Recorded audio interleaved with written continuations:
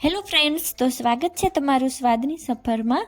આજે આપણે બનાવીશું ઢોકળા કે સેન્ડવિચમાં ખાઈ શકાય તેવી બે પ્રકારની ચટણીઓ। ચેનલ પર નવા હોય તો સબસ્ક્રાઈબ કરજો। તો બનાવવાનું શરૂ કરીએ। તો તેના માટે મેં અહીંયા 8 નંગ લસણની કળી લીધી છે ને ચપટી હિંગ નાખીશું ને સ્વાદ પ્રમાણે મીઠું નાખીશું। 1/4 ટીસ્પૂન આખું જીરું નાખીશું ને અડધી ચમચી લાલ મરચું પાવડર નાખીશું। મેં અહીંયા કાશ્મીરી મરચું યુઝ કરેલું છે, તમે તમારા અકોર્ડિંગ વધારે કે ઓછું નાખી શકો છો।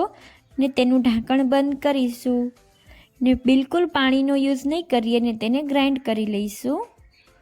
તો તમે જોઈ શકો છો કે આપણી ચટણી સરસ એવી ગ્રાઇન્ડ થઈ ગઈ છે।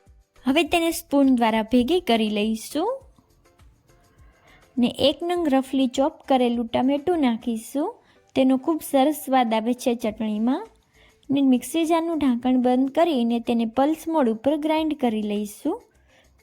તો તમે જોઈ શકો છો કે આપણી એકદમ પરફેક્ટ એવી ચટણી ગ્રાઇન્ડ થઈ ગઈ છે।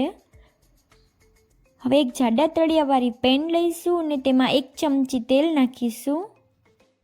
હવે આપણે જે ગ્રાઇન્ડ કરીને રાખી છે તે ચટણીને આમાં એડ કરી દઈશું ને તેને 2 થી 3 મિનિટ માટે સતત હલાવતા રહીશું અને કૂક થવા દઈશું।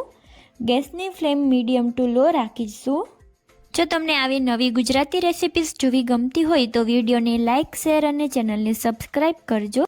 તો 2 થી 3 મિનિટ જેવું થઈ ગયું છે। તો હવે આપણે આ ચટણીને નીચે લઈ લઈશું ને તેમાં 2 ચમચી જેટલું પાણી નાખીશું ને તેને સરસ રીતે મિક્સ કરી લઈશું। તમે તમારા અકોર્ડિંગ વધારે કે ઓછું પાણી નાખી શકો છો। તો તૈયાર છે આપણી એકદમ ટેસ્ટી ચટણી।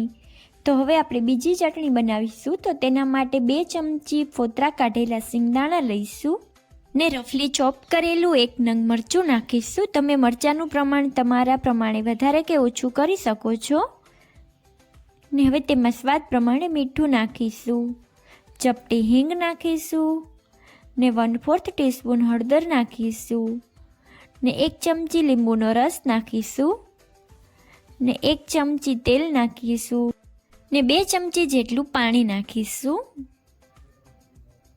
ને મિક્સર જારનું ઢાંકણ બંધ કરીને તેને ગ્રાઇન્ડ કરી લઈશું ને તેનું ઢાંકણ ખોલીશું। તો તમે જોઈ શકો છો કે આપણે એકદમ પરફેક્ટ એવી ચટણી બનીને તૈયાર થઈ ગઈ છે।